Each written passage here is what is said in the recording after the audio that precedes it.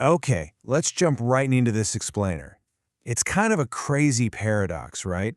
I mean, we all know gossip is destructive, yet look at how ancient wisdom perfectly nails it. Human nature treats whispered secrets literally like delicious morsels of food. We crave them. They sink deep into our inmost parts, giving us this sneaky false sense of superiority and insider knowledge. Welcome to the Explainer. Today, we're pulling together a really fascinating array of ancient texts. We're talking the Torah, the Talmud, the Zohar, Proverbs, and the New Testament to unpack the profound gravity of gossip. We're going to uncover exactly why these ancient sources don't just treat casual rumors as some minor social faux pas, but as a genuinely devastating force with massive psychological and spiritual fallout. So here's our roadmap for today. First, the weight of idle words. Then, we'll look at the triple death effect. Third, the mystical power of the tongue. Fourth, demons versus the heart. And finally, we'll wrap up with the ancient biblical remedy. All right, part one, the weight of idle words, the surface impact of gossip. If we picture gossip like an iceberg, let's start with the visible stuff, right on the surface. In Jewish tradition, gossip is called lashon hara, which translates to the evil tongue. But get this, the root word, rajil, is absolutely fascinating. It literally paints the picture of a traveling merchant. So ancient Hebrew illustrates gossip not just as talking, but as an actual transaction. A gossiper is essentially a merchant going from place to place. But instead of selling physical goods, they're peddling information and selling out other people's secrets. And what exactly happens when that merchant comes to town? Well, the book of Proverbs points out that gossip acts as literal fuel for social division. Think about it. Just like a fire needs wood to keep burning, a quarrel needs a gossip to stay alive. Without that constant feed of rumors, the contention just kind of dies down. These texts observe that this merchant of secrets sows envy and rivalry, and has the power to separate even the absolute best of friends. It's just a remarkably practical observation of human social dynamics. Moving on to section 2, the triple death effect, which is the middle depth of our iceberg. Stepping deeper here, we're looking at the specific teachings of the Talmud. According to the text, Arach in 15b, the evil tongue is so uniquely destructive that it's actually credited with carrying out a metaphorical triple death. That's right, it doesn't just claim one victim, it takes down 3. So the crucial takeaway here is that gossip doesn't just harm the person being talked about. Obviously, the subject of the rumor gets damaged, but rabbinic teaching asserts that it actually spiritually damages the soul of the speaker and the soul of the listener, too. By participating in this transaction, whether you're the one selling the secret or buying it just by listening, you're actively degrading your own character and spiritual integrity. In fact, this spiritual damage is considered so heavy that the Talmud literally compares the gravity of gossip to 3 major sins: idolatry, sexual immorality, and murder. Now, obviously, this doesn't mean they're the exact same physical action, but it points to something really profound. The destructive fallout of spreading rumors can tear a community apart just as thoroughly as those massive moral failures. It's a huge wake-up call about how seriously we should be taking our words.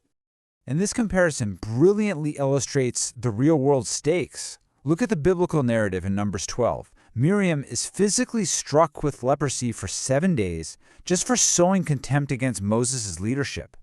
Now, today we might not see literal leprosy break out, but that ancient consequence maps directly onto severe modern psychological tolls. The sources we're reviewing note that the public humiliation, the defamation, and the social rejection caused by gossip can lead straight to depression and even spike the risk of suicide in vulnerable people.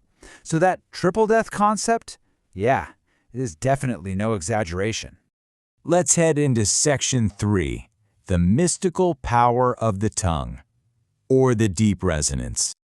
All right, now we are diving into the absolute deepest part of the iceberg, looking at the Zohar, which is a foundational text of Jewish mysticism.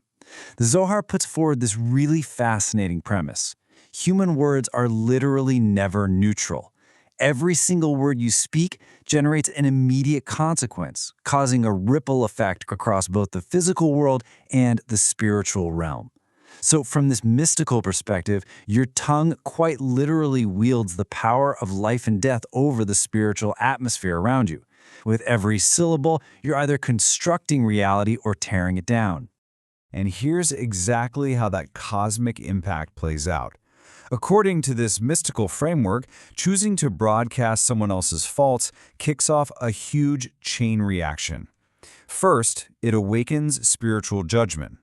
Second, it strengthens spiritual accusation, which basically means you're handing free fuel to the accuser. And third, it actively diminishes cosmic mercy.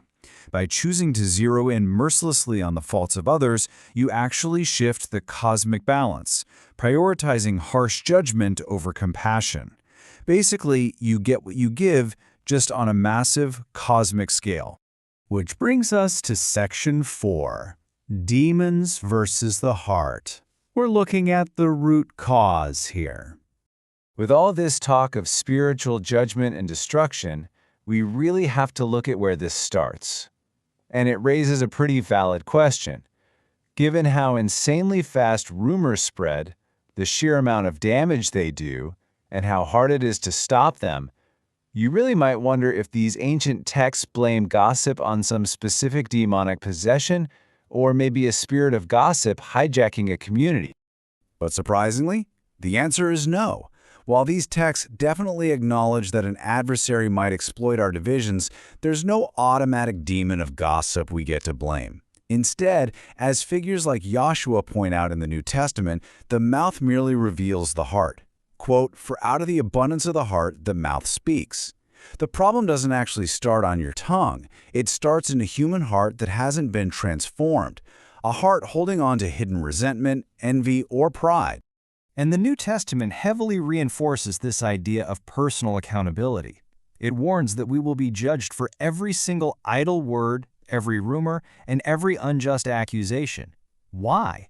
Because those words are a perfect HD mirror reflecting the true inner state of the person saying them.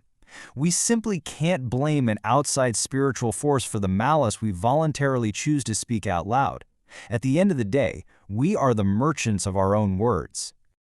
Finally, we arrive at Section 5, the ancient biblical remedy. Let's get into some actionable takeaways.